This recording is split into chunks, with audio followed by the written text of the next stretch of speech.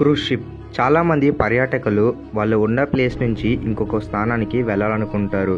మరియు ఎప్పుడైతే సమ్మర్ లేకపోతే వేరే సీజన్ అప్పుడు వీళ్ళు ఎక్కువగా ట్రావెల్ చేయడానికి ఇష్టపడతారు. మరియు ఇంత పెద్ద క్రూజ్ షిప్ అనేది ఎలా తయారు చేస్తారు, మరియు దీని లోపల డిజైనింగ్ దగ్గర నుంచి ఎంత ఖర్చు అవుతుంది ఒక క్రూజ్ షిప్ అనేది తయారు చేయడానికి అనేది ఇవాల్టి వీడియోలో మనం తెలుసుకుందాం. ముఖ్యంగా క్రూజ్ షిప్ అనేది ఫ్యాక్టరీలో తయారు చేస్తారు. ఇది సముద్రం దగ్గరలో తయారు చేస్తారు. ముందుగా క్రూజ్ షిప్ ఒక బేస్ అనేది తయారు చేస్తారు. ఒక లావు మందమైన మెటల్ షీట్ అనేది తీసుకుని దాన్ని బేస్ గా పెడతారు. మరియు దానిపైన ఐరన్ రాడ్స్ అనేవి పెట్టి వెల్డింగ్ అయితే చేస్తారు. ఎప్పుడైతే అలా వెల్డింగ్ చేసిన దాని తర్వాత దాని బేస్ అనేది తయారవుతుంది. దాని తర్వాత ప్రాసెస్ లో ఒక్కొక్క ఫ్లోర్ అనేది అమర్చుకుంటా వస్తారు. ఈ ఫ్లోర్లు అనేవి తొందరగా తయారు చేయడానికి ఈజీగా ఉండేలాగా ఫ్యాక్టరీలో మరొక పక్క ఈ ఫ్లోర్స్ అనేవి తయారు చేస్తారు.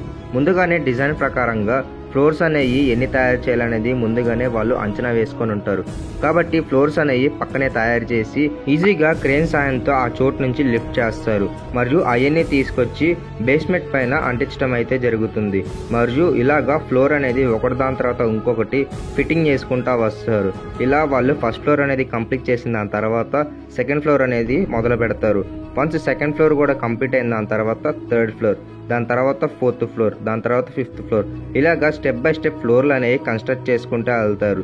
ఈ ఫ్లోర్లు కన్స్ట్రక్ట్ చేసుకునే దగ్గరే ఏమాత్రం చిన్న తప్పు జరిగినా సరే కూడా కొన్ని $1 బిలియన్ అనేది వేస్ట్ గా అవుతుంది.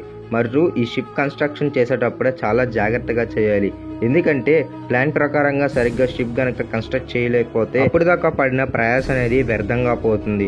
కాబట్టి ప్లాన్ డిజైన్ చేసేటప్పుడే చాలా జాగ్రత్తగా చేయాల్సి ఉంటుంది ఇంజనీర్లందరూ. ఒకసారి ఫ్లోర్లు కనుక కన్స్ట్రక్షన్ కనుక అయిపోయిన దాని తర్వాత షిప్ అనేది ఒక రూపురేఖ అనేది వస్తుంది. మరియు ఈ షిప్ రూపురేఖ అనేది డిజైన్ తగ్గట్టుగా వస్తుంది.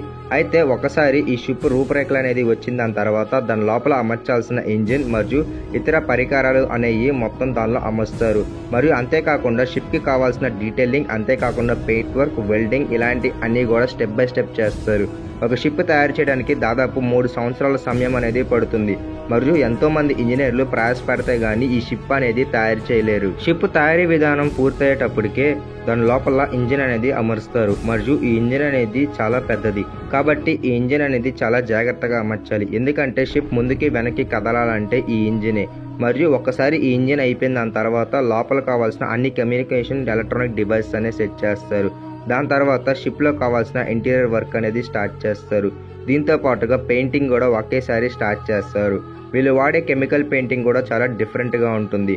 మరియు ఎక్కువ శాతం రస్ట్ పట్టకుండా ఉండేలాగా ఈ పెయింటింగ్ అనేది వేస్తారు. ఇంటీరియర్ డిజైనింగ్ లో భాగంగానే ఎన్ని స్విమ్మింగ్ పూల్స్ ఉండాలి, మరియు అందుట్లో కిడ్స్ ఏరియా మరియు సర్ఫేస్ ఏరియా ఇలాంటి అన్ని స్విమ్మింగ్ పూల్స్ అనేవి ముందుగానే డిజైన్ చేస్తారు.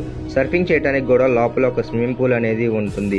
కాబట్టి స్విమ్మింగ్ పూల్ డిజైనింగ్ అనేది స్టార్ట్ చేస్తారు. దాని తర్వాత పిల్లలు ఆడుకోవడానికి ప్లే ఏరియా మరియు సినిమాలు చూడటానికి మూవీ థియేటర్ మరియు 800 కంటే ఎక్కువ ఉండే షాపులు అనేవి లోపల కడతాం అయితే జరిగిద్ది. దీంతో పాటుగా లగ్జరీ బెడ్రూమ్స్ అనేవి కడతారు. మరియు వాటర్ స్లైడ్స్ కానీ మరియు మిగతా వాటర్ రైడ్స్ అన్నిటికి కావాల్సిన ఎక్విప్మెంట్ అనేది తయారు చేస్తారు. ఇలాగా స్టెప్ బై స్టెప్ అనేది మూవ్ అవుతుంది. ఇలాగా షిప్పింగ్ అనేది ప్రాసెస్ మొత్తానికి కంప్లీట్ అవుతుంది. లోపలికి వచ్చిన పర్యాటకులు అందరూ ఆడుకోవటానికి అక్కడ కావాల్సిన గేమింగ్ స్టేషన్ మరియు వాళ్ళు వర్కౌట్ చేసుకోవడానికి కావాల్సిన జిమ్మింగ్ ఏరియా కూడా ముందుగానే తయారు చేసి ఉంచుతారు. ఒక షిప్ అనేది ఒక రోజు నడవటానికి దాదాపు 20 నుంచి 25 లక్షల డీజిల్ అనేది ఖర్చు అవుతుంది.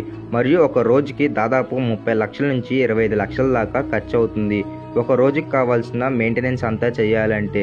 దీంతో పాటుగా లోపల ఉండే కెప్టెన్ శాలరీ మరియు మిగతా క్రూ శాలరీ కూడా ఎక్కువగానే ఉంటుంది.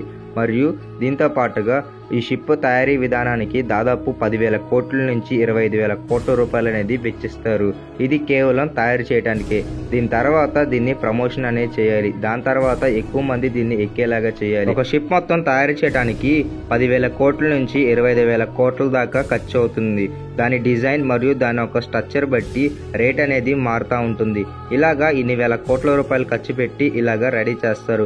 లోపలే ఒక మెడికల్ కూడా ఉంటుంది. కాబట్టి ఒక మెడికల్ హాస్పిటల్ కూడా ఎమర్జెన్సీగా ఉంటుంది. ఎవరికన్నా ఆపరేషన్ చేయాలన్నా సరే కూడా లోపలే ఆపరేషన్స్ కూడా చేస్తారు. ఇలాగా మెయింటైనింగ్ అనేది చేస్తారు. షిప్ గనక ఒకవేళ మునిగిపోయే టైం గనక వస్తే అప్పుడు అక్కడ ఉన్న వాళ్ళు తప్పించుకోవడానికి సేఫ్టీగానే లైఫ్ జాకెట్స్ అనేవి వాళ్ళ రూమ్ లోనే పెట్టించుతారు. రెస్క్యూ బోట్స్ కూడా ముందుగానే పెట్టించుతారు. కాబట్టి ఈజీగా ఎప్పుడన్నా వాటర్ లో మునిగిపోయే పరిస్థితి వచ్చినా సరే కూడా వాళ్ళు అక్కడ నుంచి ఈజీగా తప్పించుకొని వెళ్ళిపోగలుగుతారు.